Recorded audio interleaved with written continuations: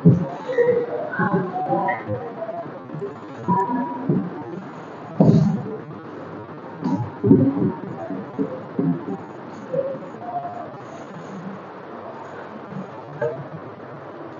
हम डिस्कस करने वाले हैं लर्निंग थ्योरीज के बारे में।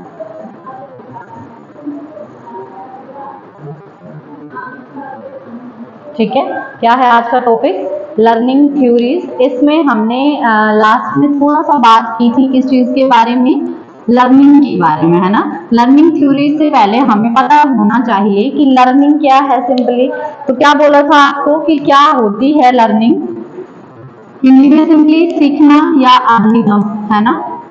अगर नॉर्मल मतलब ऐसे नॉर्मली हम बोलते हैं तो हमारे लिए सीखना है, लेकिन थोड़ा सा एजुकेशन लाइन में साइकोलॉजी की जो मतलब लैंग्वेज है उसमें अगर हम बात करते हैं तो ये क्या होता है?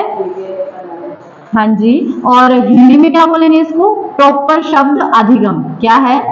अधिगम। ठीक है, तो ये अधिगम होता क्या है, लर्निंग होती क्या है? नॉर्मली अगर हमसे पूछा जाए तो हमारे पास आंसर होता है कि जो लर्निंग है वो क्या है? सिंपली सीखना कोई चीज। अगर हमने कोई चीज सीख ली तो वो हमारी क्या कहलाती है? लर्निंग कहलाती है। लेकिन क्या वो रियल लर्निंग है, या जो साइकोलॉजी में लर्निंग हम पढ़ते हैं वो वाली लर्निंग है ये? नहीं। किसको कहेंगे लर्निंग साइकोलॉजिकल लैंग्वेज में? हाँ, जिससे बिहेवियर में परमानेंट चेंज आए। और वो लर्निंग कैसी होती है? Step by step process simply, है ना। कि जो आपकी एक रियल लर्निंग क्या कहलाएगी? जो आपको स्टेप बाय स्टेप प्रोसेस के थ्रू मिली है। क्या है कि जो आपको एक स्टेप बाय स्टेप प्रोसेस के थ्रू मिली है। जैसे कि अगर आप बोलते हो कि ऐसा कुछ नहीं कि जल्दी हम कोई चीज नहीं सीख सकते, जो चीज जितनी जल्दी सीखी गई है वो उतनी ही जल्दी भूल भी जाएंगे सिंपली, तो उसको परमानेंट लर्निंग नहीं कह सकते। परमानेंट लर्निंग क्या होती है? ठीक है, जो स्टेप बाय स्टेप प्रोसेस के थ्रू आए उसी को बोलेंगे परमानेंट लर्निंग। और ये परमानेंट लर्निंग हमारे अंदर क्या चेंज लाती है? Main question. हमारे बिहेवियर में चेंज आ जाता है सिंपली। ठीक है, ऐसी लर्निंग जिससे हमारे बिहेवियर में चेंज आया है वही एक रियल लर्निंग कहलाएगी सिंपली। ठीक है, तो इससे क्या होता है? बिहेवियर में चेंज देखने को मिलता है, आपके बिहेवियर में चेंज आ जाता है, वही परमानेंट लर्निंग कहलाती है। और ये इतनी जल्दी नहीं आती है, इसको सीखने के लिए टाइम लगता है। एक स्टेप बाय स्टेप प्रोसेस होता है जिसको अगर हम फॉलो करते हैं तो हम इसे सीख पाते हैं। अदरवाइज जो नॉर्मल चीजें हमने सीखी उसको उतनी नॉर्मली हम भूल भी जाएंगे। ठीक है, फॉर एग्जाम्पल अगर मैं आपको एग्जाम्पल दूं, आप जब ड्राइविंग सीखने लगते हैं, ठीक है, ड्राइविंग करते हैं, ड्राइविंग सीख रहे होते हैं, तो क्या वो 2 दिन का खेल है? नहीं ना, टाइम लगता है, एक प्रोसेस है। पहले आपको सिंपली हर चीज के बारे में इंफॉर्मेशन होनी चाहिए, पता होना चाहिए कौन सी चीज कहाँ है, ब्रेक कहाँ है, एक्सीलेटर कहाँ है, इन सब चीजों का पहले नॉलेज होगा, फिर धीरे धीरे आप सीट पे आएंगे, है ना। और उसको जो फिर आपको बैलेंस आपका जो है सही रहना चाहिए आगे जितना भी मतलब through step by step process होता है। तो एट द एंड जो आपके पास रिजल्ट आएगा ना, जो लर्निंग मिलेगी एक टाइम के बाद, एक टाइम देने के बाद, वो कहलाएगी क्या? लर्निंग। कौन सी लर्निंग? परमानेंट लर्निंग कहलाएगी, जिसको आप इजीली नहीं भूल सकते। एक बार अगर आपने जैसे मान लो स्विमिंग सीख ली, एक बार आपने डांस सीख लिया, एक बार आपने ड्राइविंग सीख ली, तो ये लाइफ लॉन्ग चलते हैं हमारे साथ। और यही चीज क्या कहलाती है? लर्निंग कहलाती है। क्लियर है कि लर्निंग किसे बोलेंगे हम सिंपली साइकोलॉजी की लैंग्वेज में? तो आगे बढ़ते हैं। फिर हमने बात की थी कि ये जो लर्निंग है इसके जो कुछ कैरेक्टरिस्टिक भी हैं, आपने मुझे जल्दी जल्दी में बताना है कि लर्निंग क्या क्या बोला था, कि लर्निंग क्या क्या रोल प्ले करती है सिंपली। हाँ जी, लर्निंग जो है ग्रोथ है। जब आप कुछ सीखते हैं तो आपकी क्या होती है? ग्रोथ होती है सिंपली। ठीक है, so learning is growth, characteristics हैं ये इसकी। फिर देन हाँ जी, learning is purposeful. Learning is purposeful. और हाँ जी, कि जो लर्निंग है वो इंडिविजुअल भी है, ठीक है, और सोशल भी है। इंडिविजुअल भी है और सोशल भी है। इसका क्या मतलब है, इंडिविजुअली भी आप लर्न करते हैं और सोशली भी आप लर्न करते हैं, सिंपली, है ना। इसके बाद हमने देखा था कि learning is the product of the environment, कि एनवायरमेंट जो हमारा है इसमें रह के हम क्या करते हैं, सीखते हैं, क्योंकि एनवायरनमेंट भी एक टीचर है जो हमें टाइम टू टाइम सीख देता रहता है। लर्निंग वहां से हमारी चलती रहती है, सिंपली, ठीक है। तो एनवायरनमेंट का प्रोडक्ट है एक। और क्या हमने देखा था कि जो लर्निंग है ये क्या है, एडजस्टमेंट है, एक्सपीरियंस है, सिंपली, और आपका एक्टिव। जब आप कुछ लर्न करते हैं तो आप एक्टिव रहते हैं, क्योंकि कुछ सीखने के लिए आपको वो एक जो अवेयरनेस है, एक जो एक्टिवनेस है वो शो करनी पड़ती है, सिंपली, ठीक है। एडजस्ट करना पड़ता है, क्योंकि जब आप कुछ सीखने लगते हैं तो मे बी शायद आपके बिहेवियर में चेंज आए, जो कई बार हम ह्यूमन नेचर होता है कि हमें पसंद नहीं होता, थोड़ा सा हमें कष्ट होना तो हमें वो चीजें अच्छी नहीं लगती, क्योंकि हर कोई आई गेस अपने कंफर्ट में रहना पसंद करता है। लेकिन अगर आपने कुछ सीखना है तो आपको अपने उस कंफर्ट जोन से बाहर जाना पड़ता है, ये रियलिटी है, सिंपली, है ना। अब घर में बैठ के कोई बोले कि मैं अपना एम अचीव कर लूं, नहीं पॉसिबल है। आपको अपने कंफर्ट जोन से बाहर आना पड़ेगा, देन आप कुछ सीख सकते हैं, है ना। तो यही बोला गया है कि एडजस्ट करना पड़ता है आपको, और जब आप लर्न करते हैं तो आपको एक्सपीरियंस भी मिलते हैं, सिंपली, सीखते हैं हम, कुछ ना कुछ नए एक्सपीरियंसेस मिलते हैं। तो ये सब क्या थे, लर्निंग के कैरेक्टरिस्टिक थे, ठीक है। ग्रोथ हो गया, पर्पसफुल हो गया, इंडिविजुअली एंड सोशली हो गया, प्रोडक्ट ऑफ द एनवायरनमेंट हो गया, एक्टिवनेस हो गया, सिंपली, देन आपका ये जो लर्निंग है, एडजस्टमेंट है, एक्सपीरियंस है, सब में रोल प्ले करता है, सिंपली, ठीक है। उसके बाद हमने देखा था कि लर्निंग के कुछ टाइप्स भी हैं, टाइप्स लाइक इनफॉर्मल, मेन जो दो टाइप की है, informal learning and formal learning. Formal learning कौन सी होती है, बताएंगे?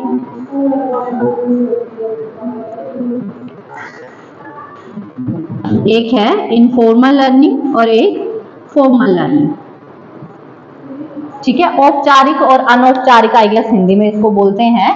फॉर्मल हो गया औपचारिक और इनफॉर्मल हो गया अनौपचारिक अधिगम, है ना। तो फॉर्मल लर्निंग कौन सी होती है, जो एक रिकग्नाइज ऑर्गेनाइजेशन है वहां से जब हम लेते हैं, जहां पे आपको स्टेप बाय स्टेप लर्निंग दी जाती है, ठीक है।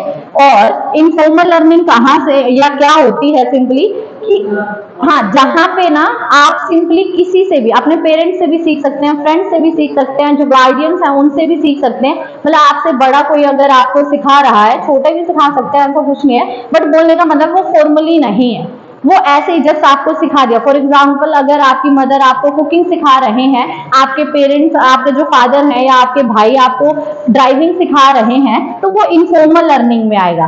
बेसिक इनफॉर्मल है, सीख तो रहे हैं ना आप, सिंपली, बट वो स्टेप बाय स्टेप प्रोसेस नहीं है, इसीलिए वो इनफॉर्मल है, सिंपली। वो आपको डायरेक्ट जल्दी जल्दी जो है या अपने तरीके से सिखाएंगे। लेकिन फॉर्मल लर्निंग में क्या होता है कि यहाँ पे जो आपको सिखाने वाले हैं ना, ऑलरेडी ट्रेन होंगे, कि उनको पहले से एक ट्रेनिंग ली गई होगी, प्रोफेशनल्स होंगे, वो आपको फॉर्मल लर्निंग में सिखाते हैं। और इनफॉर्मल में सिंपली कोई भी आपके फ्रेंड, पेरेंट्स वगैरह जो हैं आपको सिखा सकते हैं। तो ये डिफरेंस है फॉर्मल लर्निंग और इनफॉर्मल। जैसे स्कूल्स में आप सीखते हैं तो वो फॉर्मल लर्निंग है, ठीक है। लेकिन अगर घर में आपकी मम्मा आपको कुछ सिखा रहे हैं, वो इनफॉर्मल लर्निंग है, सिंपली, ठीक है। तो ये था आपका क्या, formal learning and informal learning, ठीक है। नेक्स्ट पे चलते हैं। मेन जो हमारा टॉपिक है वो है थ्योरीज ऑफ लर्निंग। अब अगर मैं आपसे बात करूं तो कौन कौन सी ऐसी थ्योरीज हैं हमारे पास लर्निंग की, पहले मैं आपको वो बता देती हूँ, ताकि आपके पास क्या रहे, एक आइडिया रहे कि किस किस चीज के बारे में हम पढ़ने वाले हैं, ठीक है। तो पहली थ्योरी है हमारे पास लर्निंग की, फेमस के बारे में करेंगे, जहां से मोस्टली क्वेश्चन पूछे जाते हैं, ज्यादा डीप में नहीं जाना है, ठीक है। तो पहली है हमारे पास ट्रायल एंड एरर थ्योरी, जिनके बारे में हम बात करने वाले हैं नेक्स्ट में, ठीक है। ट्रायल एंड एरर थ्योरी, त्रुटि और आपका क्या है इसमें, प्रयास का सिद्धांत। हिंदी में क्या बोलते हैं इसको, प्रयास और त्रुटि का सिद्धांत, प्रयास और त्रुटि का सिद्धांत। कोशिश करना प्लीज कि इंग्लिश में थ्योरीज के नाम याद करो, क्योंकि हिंदी में ना आपके 2 से 3 नाम है सेम चीज के लिए, और इंग्लिश में आपका सेम दिया जाता है, trial and error theory simply. अच्छा, अब बात ये होती है, थोड़ा थोड़ा इनके राइटर्स के बारे में भी बात करते जाते हैं, या जो भी इनके थ्योरिस्ट हैं उनके बारे में बात की जाती है। किसने दी है ये थ्योरी? थॉर्नडाइक ने। किसने दी है? थॉर्नडाइक ने। ठीक है, given by Thorndike, trial and error theory simply. ठीक है, पहली ये थ्योरी हो गई। देन नेक्स्ट पे आते हैं, नेक्स्ट थ्योरी जो हम करेंगे इसके बाद वो है हमारे पास क्लासिकल कंडीशनिंग थ्योरी। दूसरी थ्योरी है हमारे पास classical conditioning theory. Classical conditioning theory, और ये थ्योरी को हिंदी में क्या बोलते हैं? शास्त्रीय अनुबंधन का सिद्धांत। शास्त्रीय अनुबंधन का सिद्धांत। ठीक है, ये किसने दी है? पैवलोव के द्वारा दी गई है। इसको थ्योरी को किसने दिया है? पैवलोव। इनके बारे में बाद में जब इन थ्योरीज पे आएंगे तब इनके बारे में थोड़ा सा डिस्क्रिप्शन में करेंगे, अभी जस्ट नाम याद रखो और थ्योरीज याद रखो। ठीक है, क्लासिकल कंडीशनिंग थ्योरी हो गई। नेक्स्ट जो थर्ड थ्योरी हमारे पास मेन है वो कौन सी है? Operant conditioning theory. कौन सी की थ्योरी है? Operant conditioning theory. Operant conditioning theory, Hindi में क्या बोलते हैं इसको? ऑपरेंट कंडीशनिंग थ्योरी को हिंदी में क्या बोलेंगे? हाँ जी, क्रिया प्रसूत का सिद्धांत। टफ है थोड़े हिंदी में नाम, ध्यान रखना। क्रिया प्रसूत का सिद्धांत। क्रिया प्रस्तुत का सिद्धांत दी किसने है? ये आपकी ऑपरेंट कंडीशनर बीएफ स्किनर ने। किसने दी है? बीएफ स्किनर ने।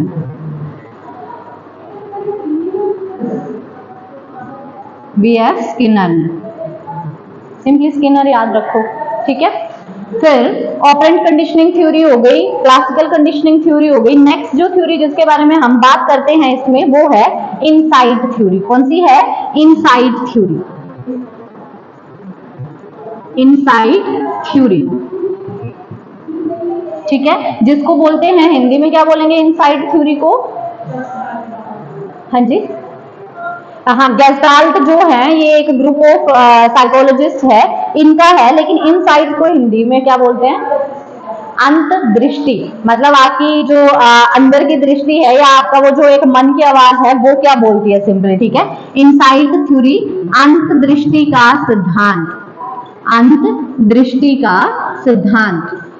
बस इनके नाम और राइटर के नेम पहली कंडीशन वो है, याद होने चाहिए। देन उसमें अंदर क्या बोला गया है वो दूसरी बात है सिंपली। ठीक है, अंतर्दृष्टि का सिद्धांत किसने दिया है? ये कोहलर ने। किसने दिया है?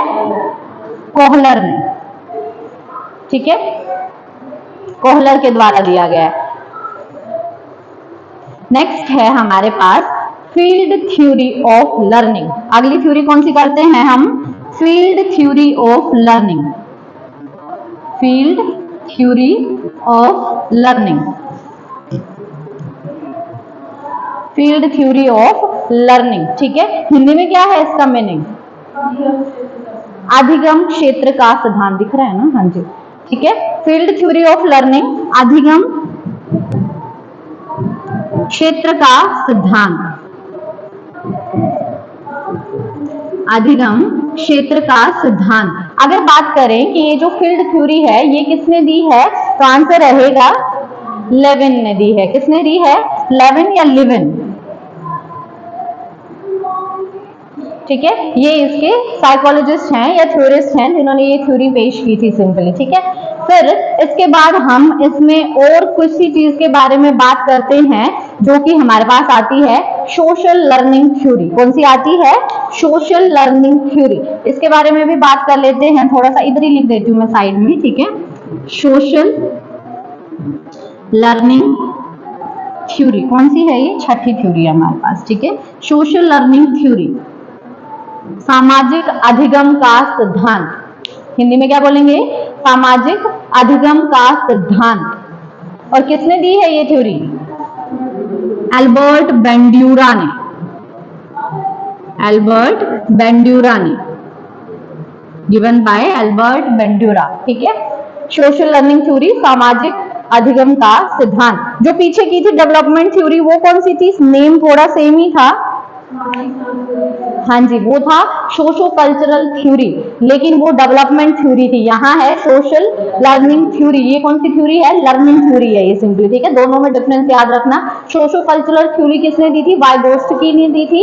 और ये जो आपकी लर्निंग थ्योरी है, ये किसने दी है? बेंड्यूरा ने दी है सिंपली। ठीक है, तो ये मेन 6 हमारी जो है हम यहाँ पे डिस्कस करने वाले हैं इनके बारे में। देन आपकी नेक्स्ट जो इसमें ब्लूम टैक्सोनॉमी है, थोड़ा सा उसके बारे में भी बात करते हैं, जो ब्लूम ने दी है उसके बारे में भी लास्ट में बात करेंगे। बट मेन आपका ये रहेगा सिंपली। ठीक है, और पहली लेवल की कौन सी थ्योरी है लर्निंग थ्योरीज में, और राइटर कौन है इसके, या थ्योरिस्ट कौन है इसके। ठीक है, दूसरी अब इसके बाद वाली चीज क्या होती है कि इन लोगों ने या इन साइकोलॉजिस्ट ने किसी ना किसी एनिमल पे एक्सपेरिमेंट किया है ना, कि ये जो लर्निंग थ्योरी इन्होंने पेश की है कि एजुकेशन इंप्लीमेंटेशन कैसे होता है, इनको इन थ्योरी से एजुकेशन में क्या फर्क पड़ा है। तो इन्होंने एनिमल्स पे जो है अपनी थ्योरी या अपने एक्सपेरिमेंट्स किए हैं। फॉर एग्जाम्पल, जो पहली के बारे में बात करते हैं, बाकियों को मैं साथ साथ में आपको धीरे धीरे करवाती जाऊंगी। कर दूं रफ हो गया है ये?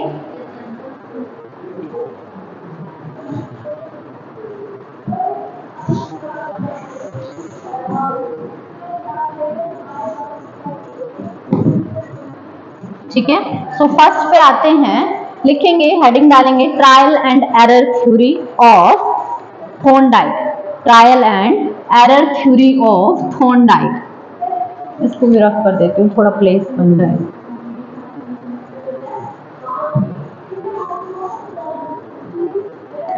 Trial and error theory of Thorndike. ठीक है, अगर बात करें कि इन्होंने ये थ्योरी कब दी थी, तो 1913 में दी थी। कब दी थी?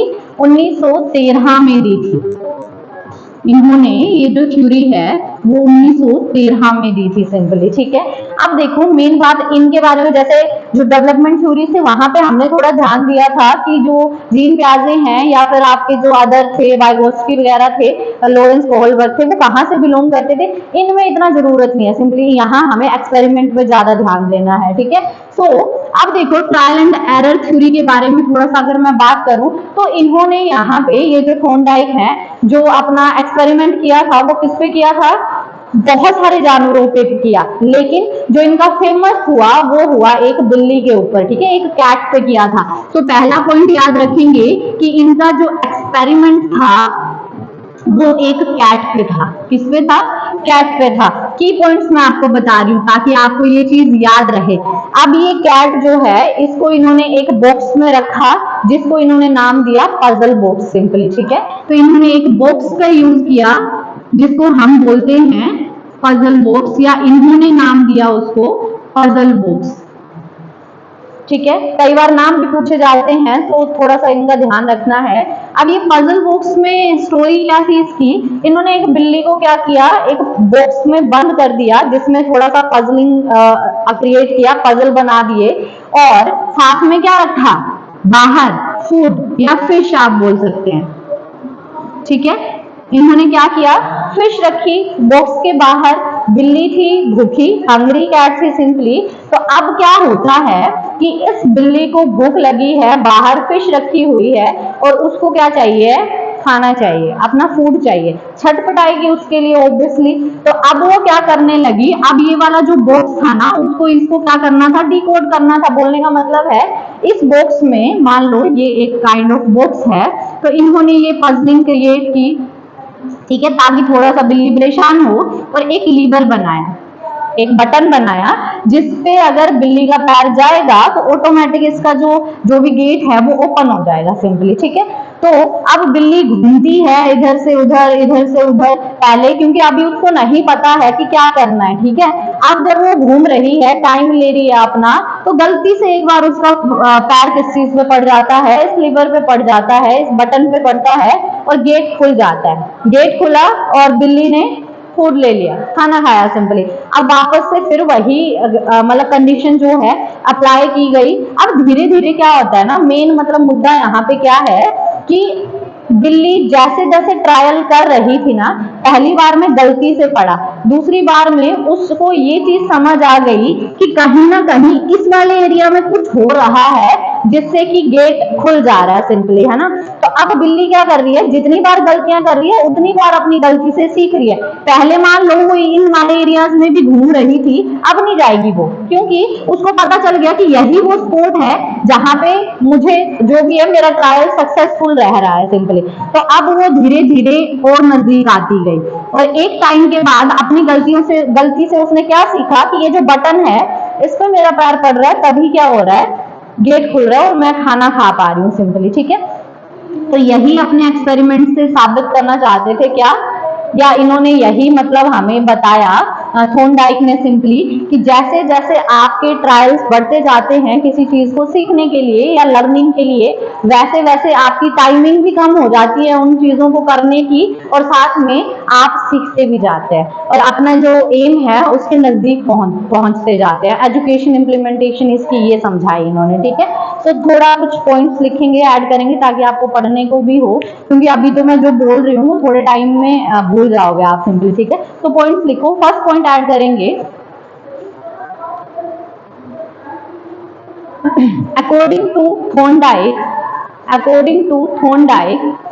learning takes place, according to Thorndike, learning takes place when learning takes place through a process of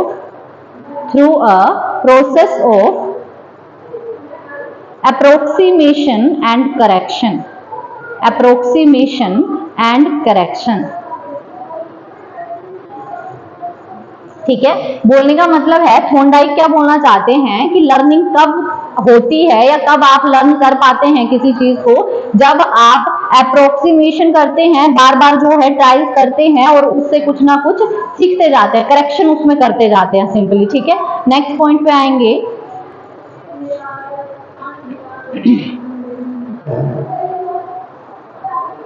a person makes a number of trials, मतलब एक जो पर्सन है वो बहुत सारे ट्रायल्स करता है, प्रयास करता है,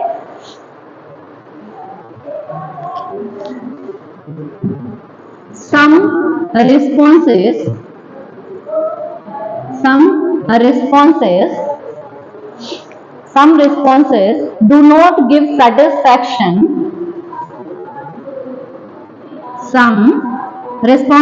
do not give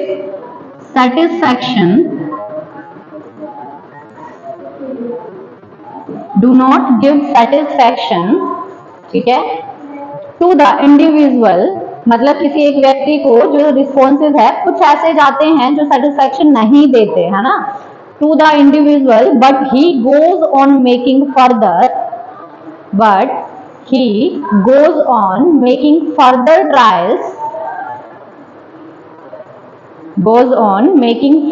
trials till he gets a satisfactory responses,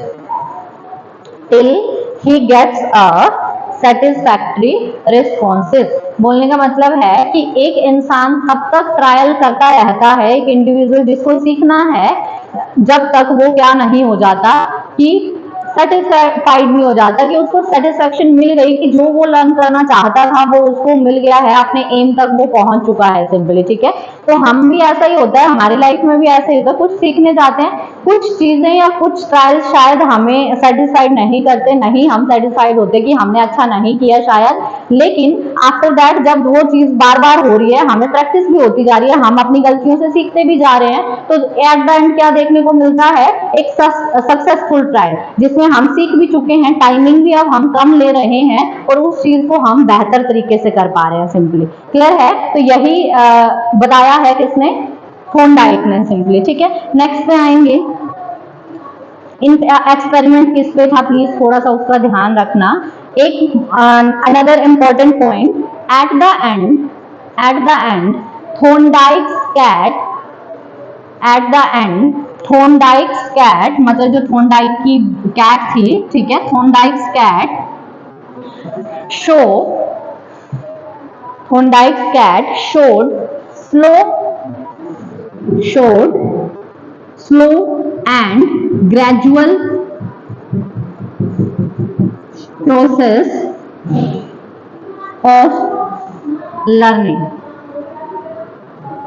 At the end, Thorndike's cat showed slow and gradual and continuous improvements in performance and continuous improvements, ठीक है, continuous improvements in performance।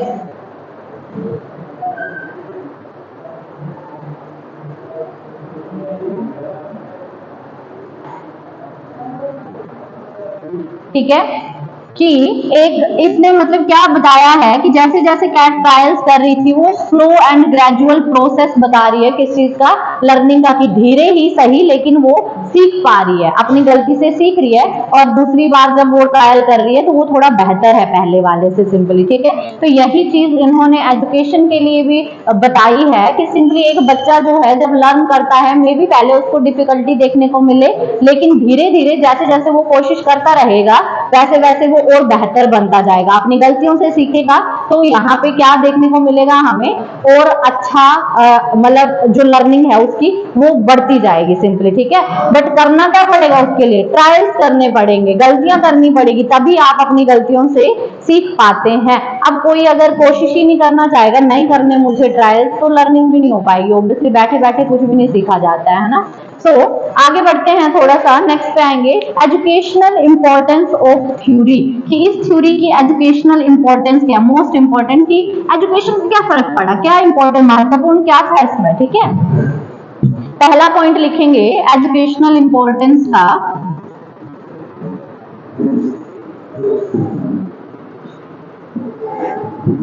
ठीक है, first point, learning by trial and error, learning by trial and error is a gradual process. Learning by trial and error is a gradual process. एक धीरे धीरे चलने वाला ये कॉन्टिन्यूस प्रोसेस है simply. ठीक है, ये लर्निंग के लिए जब बच्चों को हम स्टडी करवा रहे होते हैं तो यही प्रोसेस फॉलो किया जाता है सिंपली। ठीक है, एकदम से नहीं सीख जाते हैं, धीरे धीरे सिंपल। ठीक है, नेक्स्ट है, नेक्स्ट इंपॉर्टेंस लिखेंगे, for learning the learner must be motivated. For learning, the learner must be motivated. Learner must be motivated. इसका क्या मतलब है कि अगर आप कुछ सीखना चाहते हैं ना, तो पहली बात आपके पास मोटिवेशन होनी चाहिए। बोलने का मतलब है उस चीज को करने का मोटिव होना चाहिए। अगर मोटिव ही नहीं है तो इंटरेस्ट भी नहीं बनेगा इस चीज में। अब अगर आप ड्राइविंग सीख रहे हैं ना, तो आपको कुछ ना कुछ नीड होगी कि आपको अभी ड्राइविंग की जरूरत है या आगे लाइफ में पड़ सकती है, ये आपका मोटिव है कि मुझे सीख लेनी चाहिए। जबरदस्ती आपको अगर कोई लर्निंग में डाल देगा ना, वो चीज इंटरेस्ट नहीं बनेगा, उतनी बेहतरीन तरीके से सीखी भी नहीं जा सकती है सिंपली। तो क्या बोला है, learner must be motivated first, तभी वो कोई चीज को लर्न कर सकता है। ठीक है, थर्ड पे आएंगे, third importance, the learner makes random and variable responses. The learner makes the learner makes random and variable, ठीक है, random and variable responses, random and variable responses मतलब बार बार वो रिस्पॉन्स करता है किसी चीज को सीखने के लिए। जैसे जो कैट है, अगर उसको भूख लगी है, खाना चाहिए है, तो ऑब्वियसली उसको उठना पड़ेगा, हिम्मत करनी पड़ेगी, इधर उधर घूमना पड़ेगा जब तक वो दरवाजा खुल नहीं जाता सिंपली। ऐसे ही इन्होंने बोला है कि अगर आपको एजुकेशन में कुछ लर्न करना है, सीखना है, तो आपको ट्रायल्स करने पड़ेंगे, कोशिश करनी पड़ेगी, तभी आप क्या कर पाएंगे, रिस्पॉन्स देना पड़ेगा सिंपली, तभी लर्न कर पाएंगे किसी चीज को। ठीक है, नेक्स्ट फोर्थ पे आएंगे। Some responses do not lead to the goal. Some responses do not lead to the goal. Some responses do not lead to the goal. ठीक है, जो गोल तक नहीं पहुंच पाते हैं, अपने एम तक नहीं पहुंच पाते हैं, इनको कहते हैं एनोइंग रिस्पॉन्सेज। क्या कहते हैं इनको? Annoying responses. अब एनोइंग रिस्पॉन्सेज क्यों कहा है? क्योंकि जो हमारे जो ट्रायल्स हैं या जो हमारी कोशिश बर्बाद हो गई, गुस्सा तो आएगा ना, चिड़चिड़े तो होंगे, मे बी शायद डीमोटिवेटेड भी हो जाए, डीमोटिवेट हो जाए कि नहीं होगा हमसे, अब मुझे नहीं करना है, होता है कई बार ऐसा, इसीलिए इनको क्या कहा गया है? एनोइंग रिस्पॉन्सेज कहा गया। लेकिन क्या हर एक ट्रायल आपका अनसक्सेसफुल रहेगा?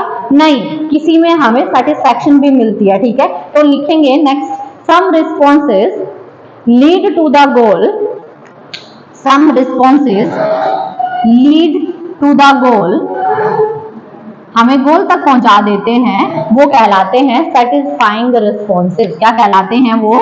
satisfying responses। satisfying responses मतलब जिससे हमें संतुष्टि मिलती है सिंपली। यहाँ हम थोड़े से गुस्सा हुए, चिड़चिड़े हुए, लेकिन यहाँ पे हमें क्या मिली? सेटिस्फैक्शन मिली सिंपली। ठीक है, तो जो चीज हमें हमारे एम तक पहुंचाती है वहां हम सेटिस्फैक्शन फील करते हैं, लेकिन जो हमें एम तक नहीं पहुंचाएगी वहां थोड़ा सा अनॉय हो जाते हैं, चिड़चिड़े हो जाते हैं कि ये हमसे नहीं हो पाया सिंपली। ठीक है, तो ये था। नेक्स्ट पे आएंगे, the time taken to perform the task, the time taken to perform the task decrease with successive trials। important point है, the time taken to perform the task decrease with successive trials, decrease with successive trials। इसका क्या मतलब है कि जैसे जैसे आप क्या करते जाएंगे, आपके ट्रायल्स सक्सेसफुल होते जाएंगे, वैसे वैसे आपको उस चीज को करने की टाइमिंग कम होती जाएगी। अब आपको दिक्कत नहीं आएगी, जितना आप पहले टाइम ले रहे थे किसी चीज को करने में, अब आप उसको इजीली कर पाएंगे। इजीली कर पाएंगे तो टाइम भी कम लगेगा, टाइम बचेगा सिंपली। ठीक है, तो ये भी किसने बोला है? थॉर्नडाइक ने बोला है। क्या? कि जैसे जैसे आप मतलब सीखते जाएंगे ना, वैसे वैसे टाइमिंग कम होती जाएगी उस चीज को करने के लिए सिंपली। ठीक है, तो ये कुछ थे एजुकेशनल इंपॉर्टेंस ऑफ किसकी? थॉर्नडाइक के ट्रायल एंड एरर थ्योरी के। ठीक है, किस पे इन्होंने एक्सपेरिमेंट किया था? एक कैट पे। कौन से बॉक्स में? Cold puzzle box simply. ठीक है, इन्होंने एक फूड जिसको बोला है, और हाँ, इन्होंने एक चीज पे बहुत थोड़ा सा आपको यहाँ पे देखने को मिलेगा कि इन्होंने प्रेशर डाला है स्टिमुलस एंड रिस्पॉन्स थ्योरी पे। किस पे? स्टिमुलस एंड रिस्पॉन्स थ्योरी पे। ठीक है, अब ये स्टिमुलस क्या होता है और ये रिस्पॉन्स क्या होता है? रिस्पॉन्स हो गया प्रतिक्रिया, और स्टिमुलस को हिंदी में बोलते हैं उद्दीपक, उद्दीपक या उद्दीपन, उद्दीपक, और ये रिस्पॉन्स है प्रतिक्रिया। देखो, उद्दीपक क्या होता है, स्टिमुलस क्या है यहाँ पे सिंपली। अभी अगर हम कैट की बात करें ना, तो जो खाना है, जो फूड उसके लिए रखा गया, वो स्टिमुलस है यहाँ पे, जो उस चीज को मतलब उसको एक्साइट कर रहा है या फिर उसको काम करने के लिए मजबूर कर रहा है, ठीक है, कि मुझे ढूंढना पड़ेगा वो पजल जो बॉक्स में बटन है, क्योंकि मुझे खाना खाना है, ठीक है। और रिस्पॉन्स क्या है, उसका रिस्पॉन्स क्या रहा, हाँ जी, वो जो, हाँ, ट्रायल्स जो कर रही थी ना, लीवर तक जो पहुंची, वो उसका रिस्पॉन्स था, ट्रायल्स उसके रिस्पॉन्स कहलाए सिंपली, ठीक है। तो इन्होंने रिस्पॉन्स और स्टिमुलस पे भी यहाँ पे बात की है। क्लियर है ये? चलो, ये था हमारे पास क्या, trial and error theory of Thorndike. Please जो मेन पॉइंट है इसके, उस पर थोड़ा सा आपने फोकस करना है, ध्यान रखना है, बाकी इसमें ज्यादा कुछ नहीं है। बाकी जो आपके पास बुक्स हैं, अगर आप एक बार थ्योरी पढ़ना चाहते हैं तो थोड़ा सा डिटेल में थ्योरी भी पढ़ सकते हैं, इस एक्सपेरिमेंट को भी पढ़ सकते हैं, बाकी जो की पॉइंट्स थे वो मैंने आपको मेंशन कर दिए, ठीक है। एक बार इनको रिवाइज करो।